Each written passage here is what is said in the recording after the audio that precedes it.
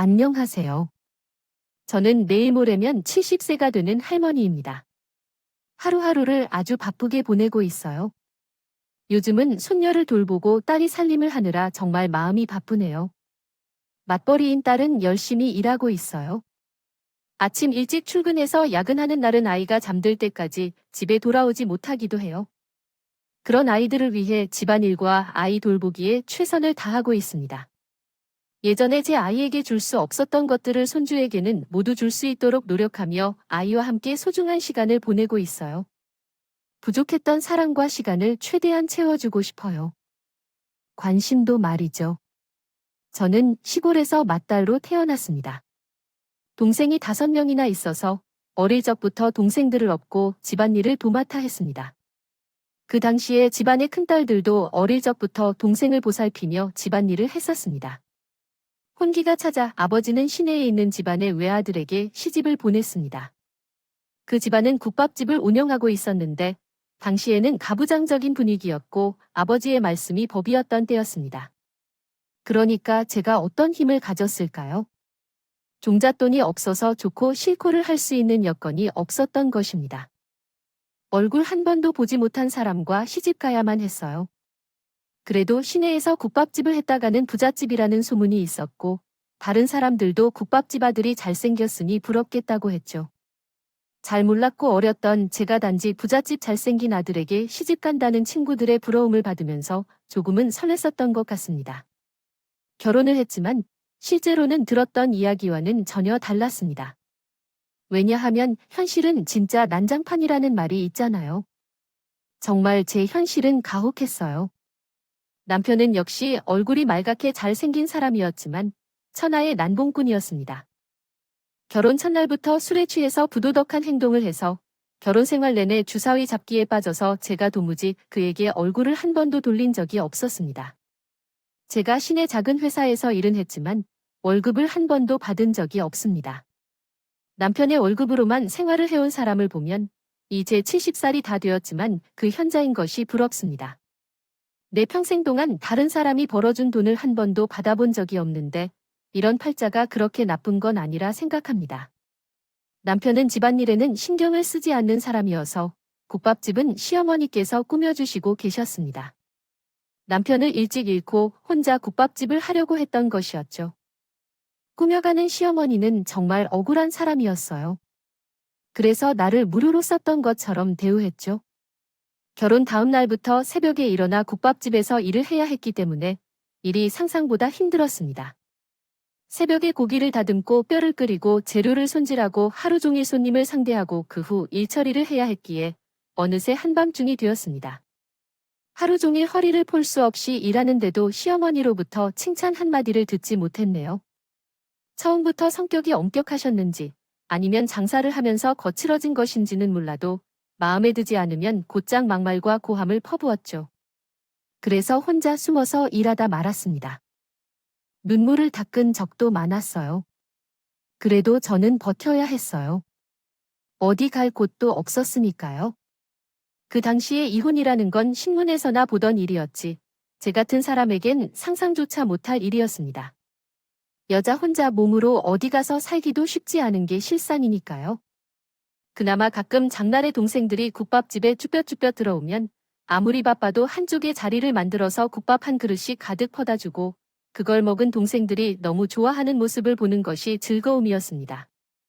시어머니도 그걸 나무라진 않았죠. 가끔 돌아가는 동생들을 불러 용돈도 쥐어주시는 걸 보면 그분도 그동안의 힘든 세월을 거쳐 살아오셨던 것 같았습니다. 그 사이에도 남편은 점점 멀어졌고 집안 형편은 시어머니가 운영하는 국밥집이 성공했기 때문에 나쁘지 않았지만 문제는 남편이었습니다. 남편은 월급을 집에 가져다 주는 것을 그만두고 자녀의 국밥집에서 벌어들이는 돈까지 헤아릴 수 없는 양을 낭비해 버렸습니다. 시어머니는 홀로 힘들게 키운 아들이기에 그랬는지 아들의 요구를 거부할 수 없었습니다. 매일 힘들게 일하고 돈을 버는데 거의 전부를 아들을 위해 쓰게 되었네요. 그런 중에 어느 날 새벽에 일어나 장사를 준비하고 있던 것입니다. 밖에서 재료를 다듬고 돌아왔더니 시어머니께서 국물솥 앞에 앉아 주무시고 계셨어요. 최근에 몸이 피곤하다고 하셨는데 기운이 없어서 그러신 것인지 잠시 들어가서 눈 좀 붙이고 오시라고 어깨를 잡으려 했지만 시어머니께서는 그 자리에서 풀썩 쓰러지셨어요. 깜짝 놀라 흔들어 깨워봤지만 눈을 뜨시지 않았습니다. 일생을 힘들게 살아오시다가 결국 부엌에서 돌아가시게 되셨어요. 그렇게 갑작스럽게 시어머니께서 떠나셨는데도 구박을 많이 받으셨지만 그래도 마음속에 애정이 남아있어서 장례식 기간 내내 끊임없이 눈물이 나질 않았어요. 시어머니의 삶이 참 안타깝고 안쓰러웠습니다. 불쌍하고 안타까운 마음이 들었기 때문에요. 하지만 그때는 제 인생도 앞으로도 그보다 더 힘겨워야 한다는 사실을 꿈에도 몰랐어요.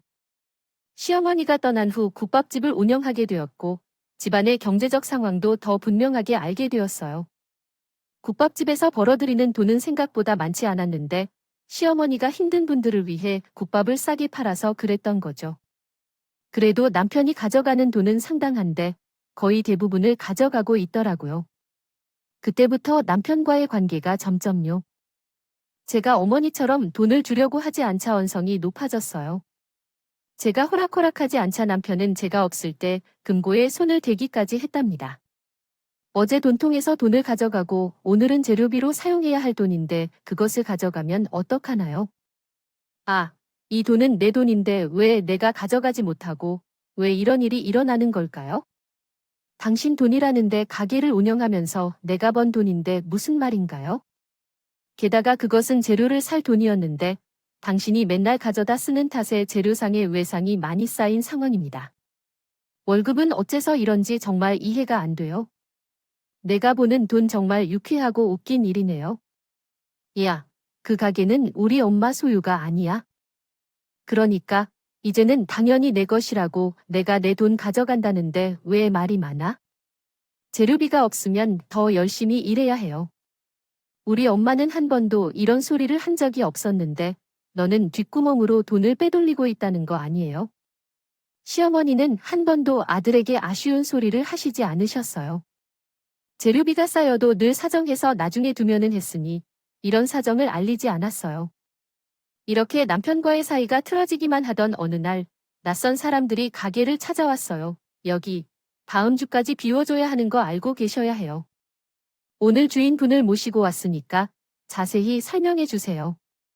네, 그게 무슨 소리예요? 다음 주까지 비워야 한다는 이야기를 듣고 나는 속이 부글부글 끓었다. 내 남편이 개끔하지 않다는 걸 알았던지 전주에 가게를 팔아버렸다. 여기에 내 권리금까지 모두 얹어서 내가 모르게 할 것 같은 태도를 취한 채로 오늘 이렇게 왔다. 이제부터 이 사람이 이 가게에서 일을 하게 될 거라고 해서 그분께 잘 설명해 주세요. 나는 너무나도 엉망인 기분이 들었다. 내 남편은 제게 제대로 된 돈을 주지 않을 거라는 이유로 한마디도 상담 없이 가게를 처분했다. 가게는 나의 어머니 명의로 있었는데 어머니께서 돌아가시면서 그 가게는 아들에게 넘어갔다. 그렇기에 나는 할 일이 없었다. 그리고 그저 아무 말도 못하고 그 가게를 내어주어야만 했다. 이런 식으로 나는 일을 잃고 말았다. 이제 어떻게 생계를 유지해야 할지 갈피를 잡을 수 없이 막막한 생각에 사로잡혔다. 그간 모아둔 돈도 그동안 못 썼던 재료비와 정리를 하고 나니 남은 것이 없었습니다. 정말 서러운 점은 먹고 싶은 것은 있지만 제대로 먹지 못했다는 것이었습니다. 시장에서 튀겨 파는 꽈배기 하나만 먹고 싶었지만 제대로 사 먹지 못하고 하루하루 끼니를 걱정해야 했습니다. 이런 상황인데도 남편은 사정을 해야 쌀에 살 돈만 조금 주더군요. 제게는 아무런 관심도 없었습니다. 진통이 시작될 때 혼자 방에 누워 진통을 견디다가 계속 이러다가 진짜로 죽을 수도 있다는 생각이 들어서 어떻게 할지 모르겠어서 옆집으로 나가 문을 두드렸습니다. 문을 두드리는 소리에 나아본 이웃이 부른 것 같았습니다. 식은 땀을 흘리며 벌벌 떠는 저를 보고 기절하던 사람들이 급하게 저를 병원으로 옮겼어요. 임신기간 동안 제대로 먹지 못하고 맘고생을 한 탓인지 자연분만이 힘들었던 저는 당시에는 흔치 않았던 제왕절개 수술로 아이를 무사히 낳을 수 있었어요. 의사가 조금만 늦었으면 둘 다 위험했을지도 몰라 미리미리 병원에 오지 않았다며 타박을 했어요. 그렇게 간신히 첫 딸을 낳았는데 병원으로 찾아온 남편은 오히려 화를 냈어요. 나는 그래도 아들일 줄 알았는데 기도했지만 고작 딸 하나를 낳고 병원에 와서 돈을 쓴다며? 진정한 의미에서 너는 인생의 지원이 전혀 되지 않는 사람이야. 나는 이 병원비를 못 내니까 내가 그는 이런 말로 같은 취급을 한 주인 모습이었습니다. 나는 대꾸도 못하고 눈물만 흘렸어요. 엉망으로 보인 의사와 간호사가 남편에게 설득하여 겨우 병원비를 내고 퇴원할 수 있었지만 그 이후에는 훨씬 더 충격적 일들만이 남아 있었어요. 그 뒤로 들어간 돈이 얼마인지 알아? 사소한 이유로 딸을 만나러 간 주제에 너가 돈을 즉시 갚아야 한다고 꼬셔. 그렇게 하지 않으면 난 딸을 다른 집에 팔아버리겠다며 집으로 돌아와 네가 젖을 주는 동안 남편은 욕을 하며 이불을 걷어찼습니다. 몸을 조리도 못한 채로 제가 37일도 지나지 않은 딸아이를 업고 일할 수 있는 곳을 찾아다녀야 했죠. 다행스럽게도 예전 국밥집에서 높이 평가해 주신 분이 있어서 그곳에서 한동안 일을 했습니다. 시어머니가 직장이 없어서 전에 번창시켰던 국밥집에서 손님들을 모셔 안내하고 설거지를 하고 있던 상황이었는데 처지가 어렵기는 했지만 찬밥 불린 밥가릴 처지는 아니었어요. 그 이후로는 어떤 작업이 나오든 마다하지 않고 모조리 다 해보았습니다. 아이를 안고 할 수 있는 일이라면 청소든 설거지든 모두 다 했습니다. 진짜로 운이 좋게 딸아이는 갓난 아기 때부터 함께 시장 틈바구니 사이에서 등에 엎여 자랐지만 큰 잔병 치레 없이 건강하게 잘 자라주었습니다. 걸음마를 할 때부터는 엄마가 일을 할 때 얌전히 저를 따라다니기도 했고 어린 나이 때부터 집에 혼자 있어야 하는 일에도 때를 쓰지 않았어요.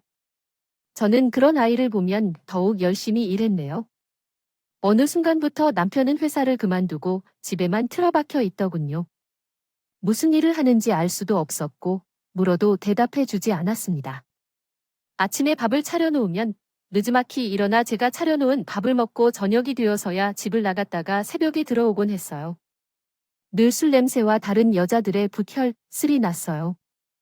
냄새가 풍겨왔습니다. 하지만 그것은 참을만 했습니다. 하루 종일 집에서 자고 있으면서도 혼자 남은 어린 딸을 위해 밥도 챙겨주지 않고 저에게 생활비 한 번 가져다 주지 않으면서 밥상이 이게 뭐냐며 밥상을 엎으며 화를 내도 괜찮았습니다. 그러나 정말로 힘들었던 것은 제가 매번 힘들게 버는 돈을 가져가는 것이었습니다. 그때는 월급을 월급날에 현금으로 주었는데 그때마다 남편은 불을 켜고 저를 욕하거나 온 집안을 뒤져 귀엽고 돈을 훔쳐갔습니다. 제가 주지 않으면 애가 보는 앞에서 손이 찌검도 서슴지 않았습니다. 어제 월급을 받은 것 같은데 내놓으라고 하네요. 아니야, 이 미친 남편이 우습지 않아? 당장은 안 내놓을 거야? 여보, 그건 안 돼요. 외상값을 갚고 월세도 내야 해요. 내년에는 학교에 갈 아이들을 위해 돈이 필요해. 아니야, 제발 그건 안 돼요. 누가 안 준대요. 갖다 준다고 내가? 더 불러서 갖다 줘야 될 거 아니겠어요? 아니야. 인연이 내가 하는 큰일을 가로막고 있어요. 당장 내놔. 어제날 남편은 무자비한 폭행을 하며 모든 돈을 빼앗아 갔습니다. 이대로 살 수 없어서 어머니는 아이를 데리고 다른 도시로 도주하려고 했습니다. 하지만 얼마 지나지 않아 제게 발각당했습니다. 남편은 저를 찾아와 가혹하게 매달았습니다. 그런 일이 두어 번이나 계속되자 남편으로부터 벗어나는 것을 포기할 수밖에 없었어요. 대신 월급의 일부를 빼어 은행에 차곡차곡 몰래 저축하고 다른 부분으로 생활을 하며 그것을 남편에게 줬어요. 그렇게 고향을 떠나 다른 도시에서 생활하는 동안 딸은 건강하게 자라고 예쁘게 자라났습니다. 신경을 많이 쓰진 않았지만 딸은 누구보다도 바르게 자라고 공부도 잘했어요. 딸은 제 인생의 희망이자 모든 것이었죠. 딸이 고등학생이 될 때 망설이던 채 용기를 내어 말했어요. 엄마, 저 진심으로 미안한데 할 말이 있어요. 엄마께 이야기해야 할 게 있어요. 제가 정말 미안하다는 것을 알아주셨으면 합니다. 그렇지만 저는 대학에 가고 싶어요. 제 성적이 좋으면 좋은 대학에 갈 수 있다고 해요. 엄마, 제발 저를 대학에 보내주실 수 있나요? 당연하지. 왜 그런 소리를 하는 거야? 내가 가고 싶으면 가면 되지. 다른 사람들은 못 가서 속상해하는데. 엄마가 너를 대학 공부하게 해줄 거야? 걱정 마세요. 엄마가 힘들지만 제가 빨리 도와드려야 하는데 미안해요. 하지만 대학 졸업하고 나면 빨리 돈을 벌어서 엄마를 편안하게 해드릴 거예요. 저는 딸의 손을 잡고 함께 할 거예요. 눈물을 흘렸습니다.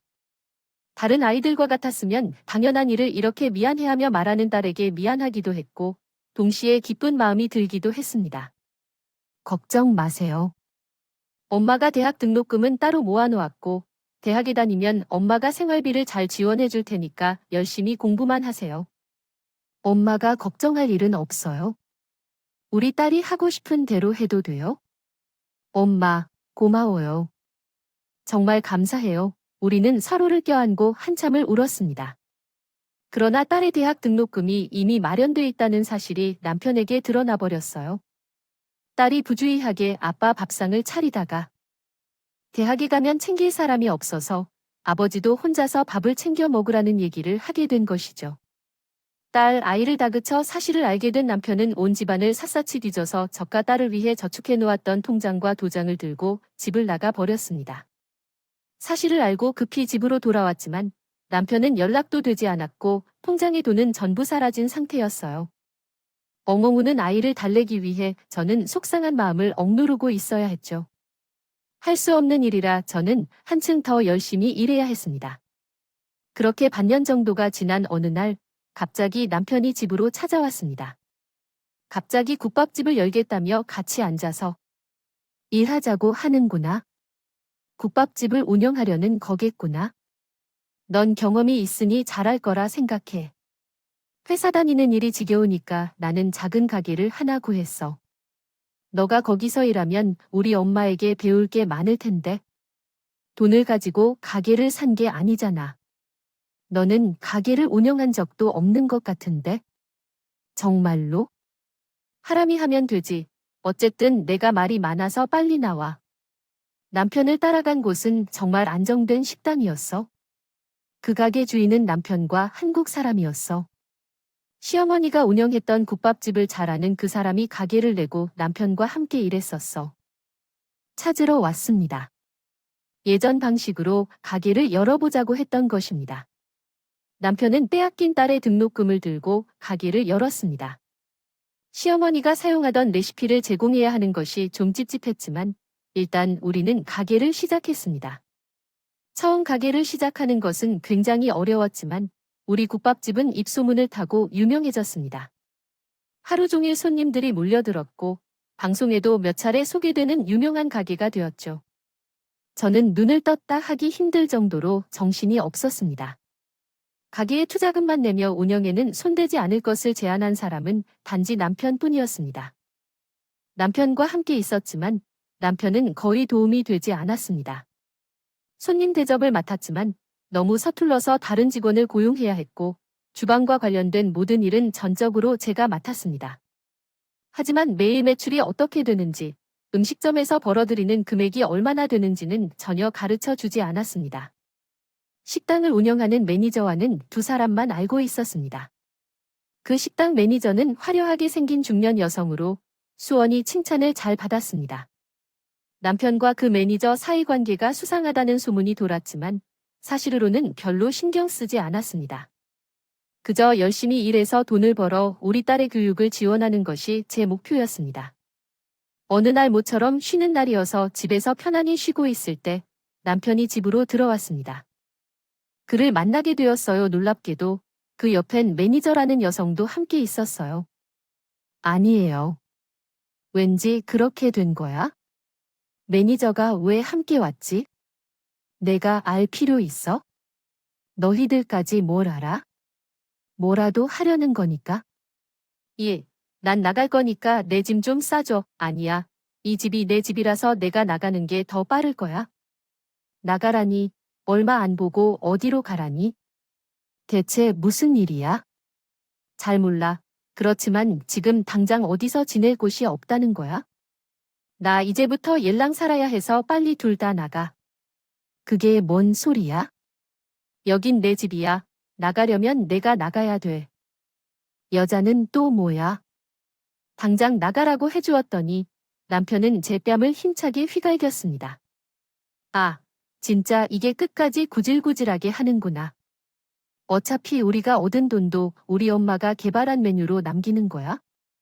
결혼했는데 한 게 뭐가 있어? 맨날 우리한테부터 먹고만 산주제. 애도 꼴랑 딸 하나 낳고 이제 필요 없어. 됐으니까 내 인생에서 꺼지라고. 저는 더 이상 참을 수 없었습니다. 새벽에 혼자 국을 끓이다가 국수 앞에서 잠자리에 들어가신 시어머니를 생각해서도 이렇게 할 수 없었어요. 저는 악을 써도 남편이랑 싸울 순 없어요. 매니저의 머리카락을 잡아 찢은 후, 하지만 곧 남편의 엄한 책망에 깨어나 떨어져 버려야 했습니다. 비참하게 쓰러진 내 모습을 보자 매니저는 코웃음을 치더군요. 자기야, 여기서 이러지 말고 그냥 경찰을 불러. 이 자리에 널 앞으로 되게 놓았다며 그냥 내쫓을 테니? 맨날 주방에서 일만 하던 것을 보니 무식하기 짝이 없제. 그때였어요. 우리 뒤로 갑작스런 고함 소리가 들렸습니다. 뭐, 지금 당신 뭐라고 했어? 말이면? 다야, 그날따라 학원을 마치고 이른 시간에 돌아온 딸이 모든 광경을 목격해버리고 말았습니다. 딸은 분노에 몸을 떨면서 머뭇거리고 있었습니다. 저는 빠르게 눈물을 닦고 일어나고 딸을 감싸 안아 주었어요. 딸은 자신의 아버지에게 고함을 지르더군요. 당신이 그러고도 사람인가요? 어떻게 엄마한테 이럴 수가 있어요? 어떻게 이래요? 이제까지 당신을 먹여 살린 사람이 누구예요? 남편은 얼굴이 빨개져 딸에게 성큼 다가와서 짝하고 뺨을 갈긴 것이었어요. 세상에서 가장 곱게 키운 내 딸을 감히 손대는 나쁜 놈의 얼굴을 힘차게 갈겼습니다. 그리고 그 옆에 매니저의 뺨도 세차게 갈았어요. 그렇지. 관두겠어.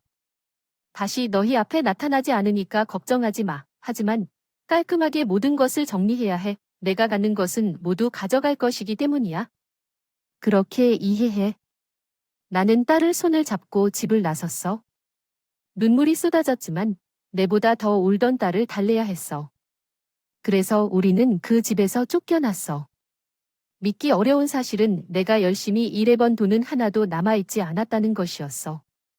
남편은 혼자 돈을 벌려는 욕심에 장사가 잘 되면서 번 돈과 빚을 모두 얻고 동업자에게 지분을 다 팔아버렸어.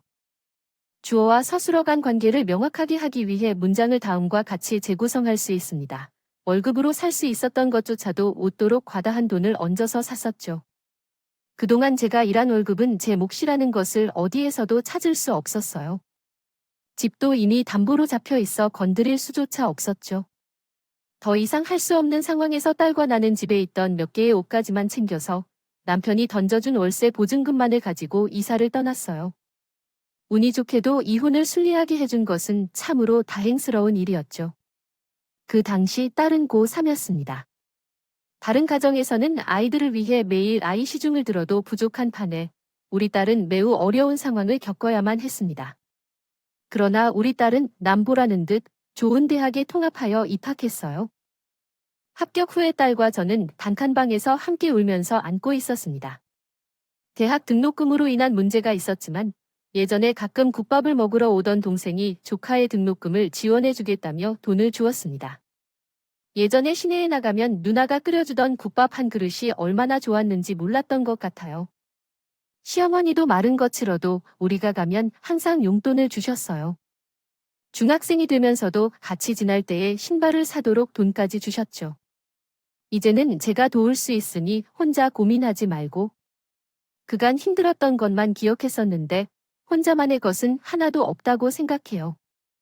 다른 사람을 위해 열심히 살아온 보람이 있는지 봅니다. 동생뿐 아니라 처음 가게를 운영할 때 함께 투자했던 고향분도 아이가 대학에 진학하려고 돈을 보내왔어요. 그 친구가 상품을 팔라고 해서 판매는 했지만 참 아쉽습니다. 정말 고향 국밥이 먹고 싶을 때마다 방문해서 먹을 수 있는 곳이었는데 그 가게가 성공한 것은 모두 재수 씨가 열심히 일한 덕분이기 때문입니다.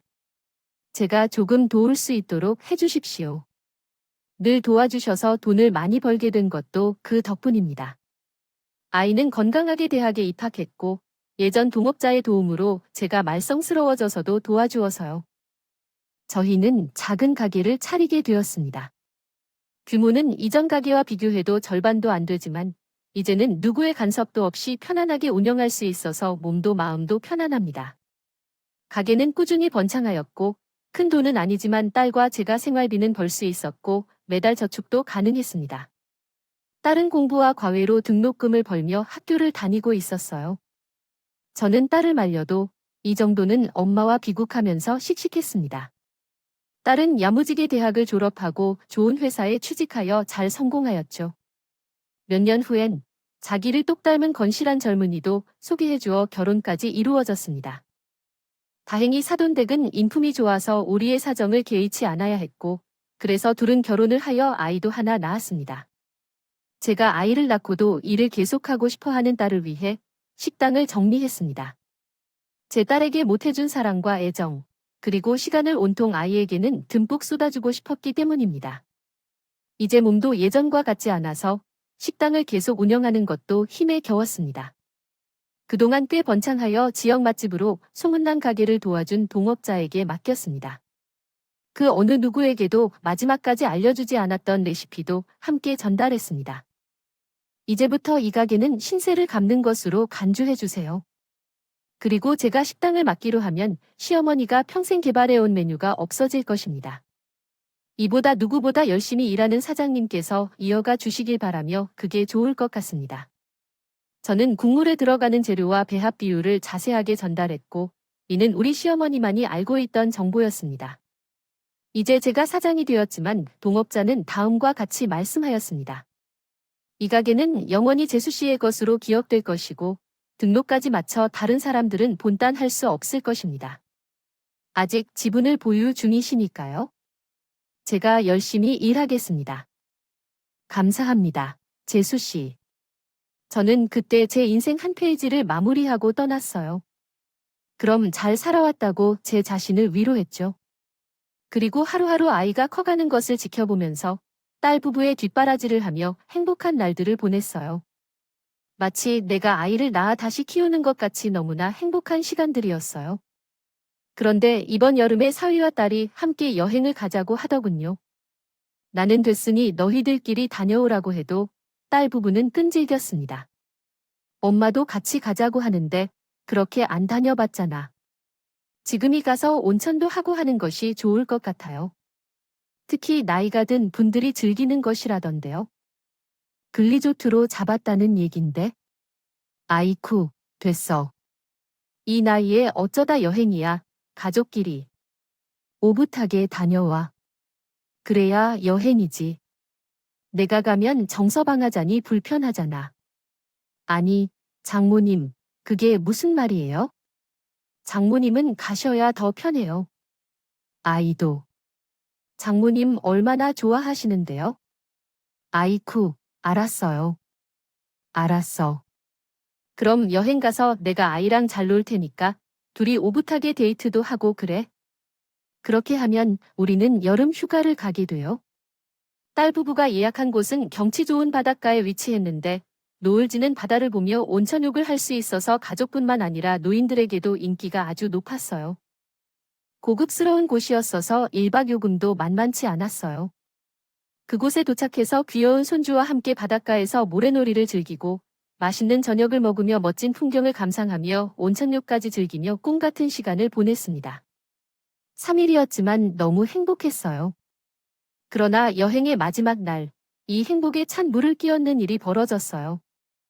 헤어진 지 10년이 된 남편이라는 놈의 얼굴을 그곳에서 마주치게 되었어요. 여행의 마지막 날 저녁을 먹고 객실로 올라가기 위해 엘리베이터를 기다리는데 우리 옆에 어떤 남녀가 나타나더군요. 나이가 들어가는 노부부가 함께 여행을 다녀온 날, 무심코 고개를 돌리자 그 순간 나는 얼어붙었다. 다시는 보고 싶지 않은 저 남편이 그곳에 있었던 것이었다. 옆에 있는 매니저라 불리던 여자는 어디로 사라져버린지 동시에 그 나이든 노부인이 내 옆에 서 있는 것이었다. 내 남편은 우리를 그렇게 쫓아내고도 잘 먹고 잘 살았는지 여전히 얼굴이 다크다크하게 빛나고 전이아토처럼 생겼다. 옆에 있는 노부인도 우아한 기품과 부드러움이 느껴져 우아했다. 내 시선을 눈치챈 것인지 전 남편도 내 얼굴을 보던데 헉! 놀란 듯한 표정이었다. 그리고 빨리 자리를 피하려고 뒷걸음질을 쳤다. 그때 내 옆에서 아이를 안고 있던 부인이 나를 도와줬다. 사위가 갑자기 인사했습니다. 오, 이모님을 여기서 뵙네요. 어쩐 일이세요? 그러자 전 남편 옆에 있던 노부인이 환하게 웃으며 사위에게 인사를 했어요. 어머나, 이게 웬일이에요? 여기서 다 만나네요. 가족끼리 여행 오셨어요? 네, 제처랑 장모님 모시고 여행 왔어요. 여사님도 여행 오셨어요. 남편분이신가 봐요. 안녕하세요. 그때 상대가 누군지 눈치챈 딸이 사위의 옆구리를 쿡 찔렀습니다. 그리고 전 남편을 무섭게 노려보았죠. 전 남편은 10년 만에 만난 본인의 딸을 끝까지 모른 채 하며 외면하더군요. 정말 금수라도 저렇게 할 수 있을까 하는 생각이 들었고, 오랜만이네요. 제가 전혀 반가워하지 않는 것 같아요. 우리 잠깐 산책 좀 하다가 지바람 좀 쐬게. 전 남편이 옆에 있던 노부인의 팔을 잡고 몸을 돌렸습니다. 하지만 다른 기회를 놓치지 않고 전 남편이 자리를 벗어나려는 것을 막아서며 이렇게 말했어요. 이제 아는 척도 하지 마세요. 저기요. 그 기억은 나시존에 딸이 이렇게 말했지만 전 남편은 허둥지둥 옆에 있는 사람을 끌고 밖으로 나갔습니다. 사위는 영문을 모르는 척했죠. 방으로 올라와 다른 분통을 터뜨렸어요. 도저히 용서할 수 없다 하고 말씀하셨습니다. 그날 우리는 전혀 자세한 이야기를 사위에게 했습니다. 사위는 제가 일찍 이혼을 하고 혼자 딸을 키웠다고만 알고 있었어요. 우리의 이러한 사정을 자세히 알지 못했죠. 이야기를 듣던 사위는 말을 거치지 않고 제 딸을 꼭 안아주셨어요. 그리고 얼마나 힘들고 어렵게 공부하고 살아온 건지 몰랐다며 정말 대단하다고 제 딸을 위로해 주셨습니다. 우리는 모두 눈물을 흘렸어요. 도저히 안 되겠다고 하고 맥주라도 사오겠다며 잠깐 나갔다 오던 사위가 조금 후에 다시 와서 장모님 여보세요. 놀라지 마세요. 두 사람이 바로 우리 옆방에서 말이에요.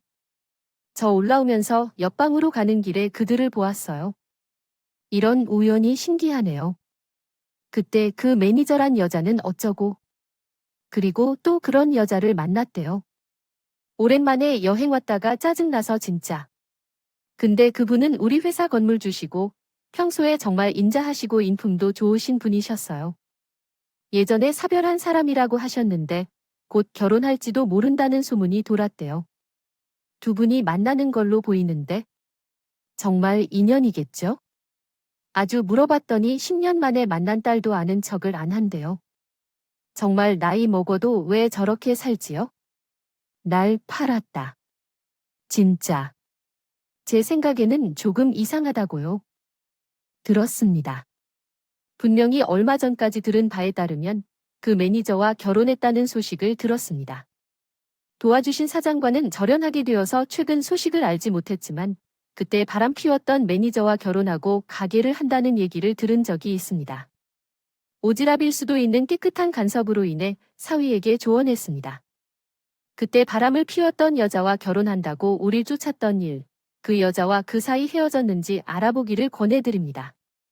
또 바람을 피는 행위를 하고 있는지 잘 살펴보라고 제언했습니다. 내가 보기에 그 인간이 이상해 보여 어떤 이유가 있나 생각해보라고 당부했습니다. 돈이 많은 사람인 것 같아서 그랬을지도 모릅니다. 접근한 것은 아닌지 몰라 그날 사위는 밤새 아무 것인가를 깊이 생각하고 있는 표정이었습니다. 건물주 여사님께서 자신이 처음으로 영업을 시작할 때 큰 도움을 주셔서 사무실 임대료를 제때 내지 못했더라도 늘 기다려 주시고 계셨던 적이 있기 때문에 언제나 고마운 마음을 갖고 있다고 말했죠. 그렇게 찝찝하게 여행에서 돌아온 뒤 그 주에 뜻밖의 손님을 맞았습니다. 바로 사위가 언급했던 그 건물주의 회사였어요. 조심스럽게 전화로 약속을 잡으신 그분께서 이렇게 방문해 사과하고 고급스러운 선물을 건네고는 용건을 이야기했어요.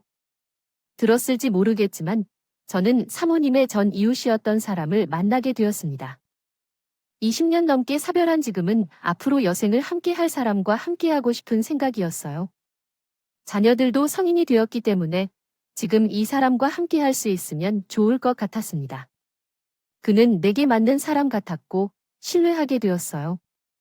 그러나 이야기가 전에 들었던 것과 상당히 달랐기 때문에 직접 만나뵈어야 한다고 생각했어요. 그 여성은 만나보니 매우 고상하고 우아한 분이었어요. 제가 과거를 솔직하게 이야기하는 동안 서로 이야기를 주고받으며 좋은 추억을 공유하게 되었습니다.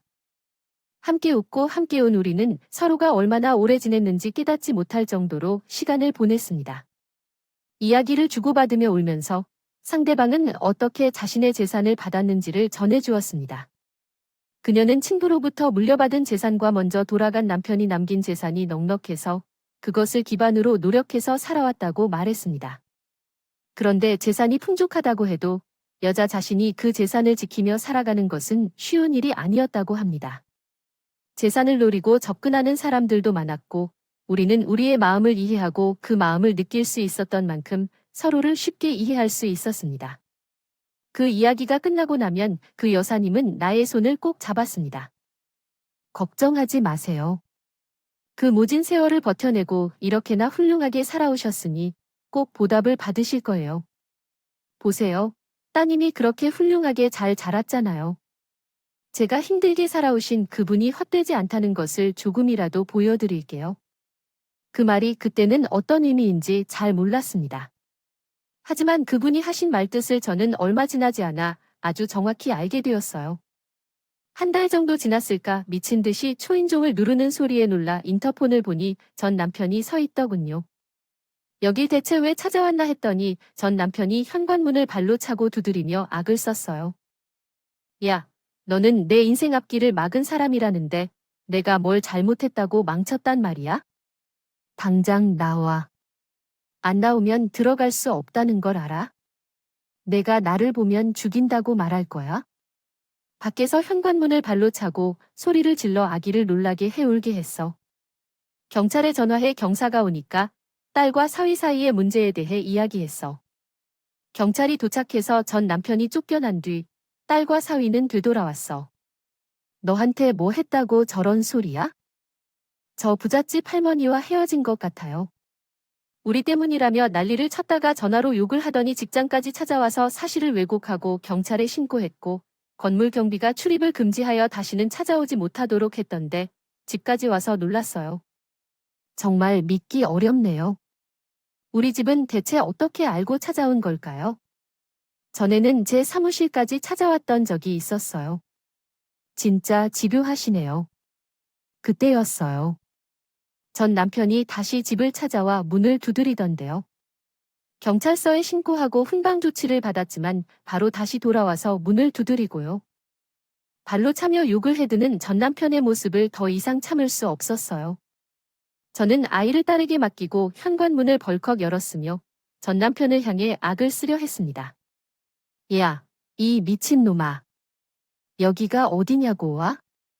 내가 사람이야, 사람이냐고? 인연이 미쳤나? 야, 너 뭐라고 했어? 뭐라고 했길래 김 여사가 저렇게 나오는 거냐? 너 아직도 나한테 미련 있냐? 그때 사위가 나섰습니다. 저기요, 말 조심하세요. 지금 누구 보고 욕을 하시는 건가요? 그리고 다른 사람 인생을 망친 건 어르신이잖아요. 왜 엉뚱한데 악플이에요? 오, 너군나. 내가 다 얘기했어. 이 자식의 장인어른도 못 알아보고. 너도 한패구나. 개새끼, 딸년이 싸가지 없더니 아주 끼리끼리 잘한다. 도저히 참을 수 없었던 나는 찰싹 전 남편의 뺨을 시원하게 갈겼다. 얻어맞은 뺨을 감싸진 전 남편은 나가 이렇게 나올 줄 몰랐던 건지 어디 빠진 모양이었다. 나는 사위와 딸을 등 뒤로 감싸며 단호하게 소리쳤어. 장은 어디서 그런 더러운 소리를 해? 인생에서 꺼져달라고 한 건 당신이야. 잊었어. 그래서 우리는 당신 인생에서 꺼졌고. 당신과 우리 인연은 거기까지야, 김 여사. 그래, 내가 다 얘기했어. 당신이 궁금해서 사실대로 다 말했어. 얘기해 주었어요. 내가 잘못한 말을 했어요. 어째서 그런 말을 했는지 이해가 안 돼? 욕설을 했지. 욕이야. 그런 말을 할 필요도 없는데 왜 내가 욕을 받았는지. 나와 아무런 인연도 없는 사람이 욕을 한다니 답답해. 그대로였던 걸로 얘기했어요. 당신이 우리에게 한 일을 그대로 이야기했을 뿐이에요. 임신 중인 저에게 욕을 한 것, 딸을 낳았다고 욕을 한 것, 쓸모없다고 꺼져라고 내쫓고 때린 것 모두 그냥 그대로 얘긴 거예요. 이것조차도 아니라고 하는 게 어째서 그런지 모르겠네요. 전 남편은 말 한마디 없이 가만히 있었어요. 그 인간을 확실히 떠나보냈어요. 이제 내가 돌려줄게요. 내 삶에서, 우리 인생에서 꺼져. 다시는 나타나지 말아줬으면 좋겠어요. 그때는 내가 무슨 수를 써도 당신이 전화해도 되겠죠. 옛날에 제가 때린 것과 돈을 훔쳤다고 신고하면 되겠네요. 재수 없어서 더 이상 우리 자녀들 앞에서 등장하지 말아주세요. 그때 정말 안도했습니다. 그 말만 남기고 현관문을 닫았습니다. 이제는 정말 그 인간과 관련이 있는 것이 생기지 않기를 기도하고 있었죠. 그리고 그 일을 겪게 한 딸과 사위에게 미안한 마음뿐이었어요. 정말 미안합니다. 그런 상황까지 보게 해서 정말 본 적이 없을 거요. 진짜 미안하다. 그러자 사위가 뜻밖의 말을 했습니다. 아니요, 장모님. 정말 미안할 일 하나도 없어요. 오히려 이번 일로 장모님께 고마운 마음까지 느껴져요. 제가 은혜를 입었다니까요. 그게 무슨 소린가요? 여보, 장모님, 저희 이사가요. 회사 근처에 아파트로 갈 수 있을 것 같아요. 알고 보니 그 건물주라는 여사님은 상당한 부동산을 가지고 있던 사람이었습니다. 그 사실을 알게 된 그 여사님은 전 남편이라는 인간이 접근한 것이었죠. 하지만 모든 사연을 알게 된 그 여사님은 전 남편의 뒷조사를 했더군요. 그렇게 알게 된 진실은 어마어마했죠. 전 남편은 저와 헤어지고 그 매니저라는 여자와 가게를 했어요. 하지만 국밥이 예전만 못하다는 얘기에 매출은 점점 바닥으로 떨어졌다더군요. 그런데도 정신을 못 차리고 오히려 가격을 올려서 손님이 더 줄었다답니다.